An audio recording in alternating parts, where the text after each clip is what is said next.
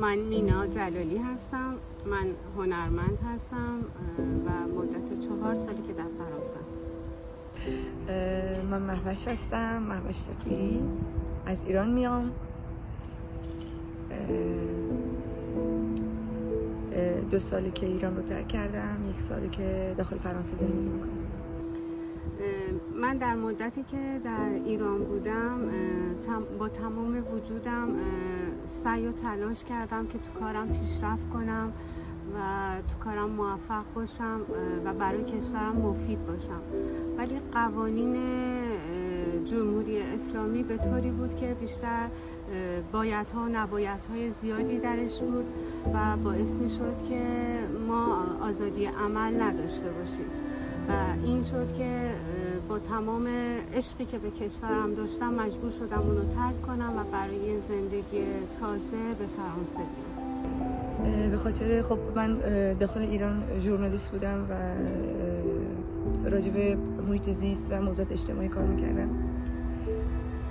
خب یکم ناخوشایند بود گزارش هایی که من تهیه میکردم و مقاله هایی که من مینوشتم. خب به خاطر مشکلات سیاسی که داخل ایران داشتم مجبور شدم ایران ترک کنم.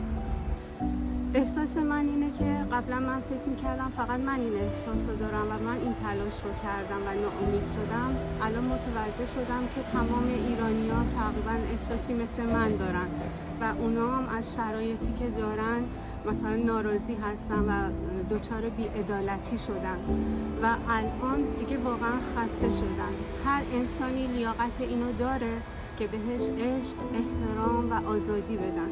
وقتی که اینو نداشته باشی زندگی معنی خودش رو از دست میده. برای همین من به شدت با ایرانیایی که هستن در هر قوم و هر نژاد احساس میکنم که جمهوری اسلامی به همه ما صدمه زده، به همه قشرها صدمه زده، به عنوانهای مختلف، به دلایلی که قوانین خودش رو مجاب میدونه به اونا صدمه زده و آزادی رو از همه ما گرفته. ما اصلا نمیتونیم زندگی کنیم.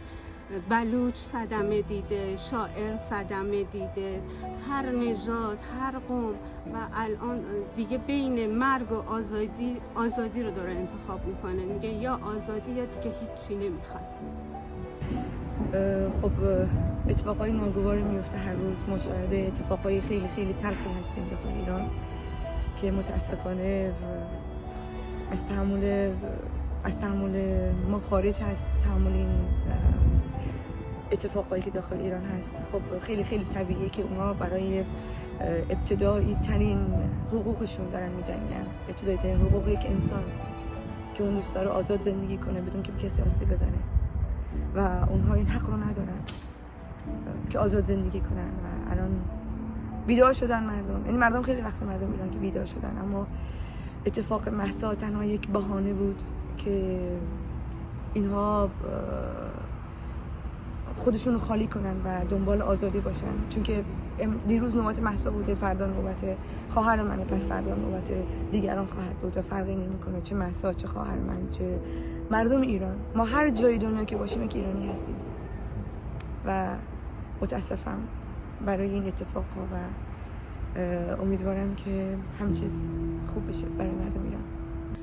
به خاطر سرکوب شدیدی که توی ایران هستش و به خاطر حق کشی هایی که میشه، به خاطر سانسور زیادی که در ایران هستش، حداقل کاری که ما میتونیم بکنیم اینه که صدای مردممون باشیم و به مردم دنیا بگیم که چرا ما داریم اعتراض میکنیم، چرا خسته شدیم و چرا دنبال آزادی هستیم و چرا میگیم زن، زندگی، آزادی.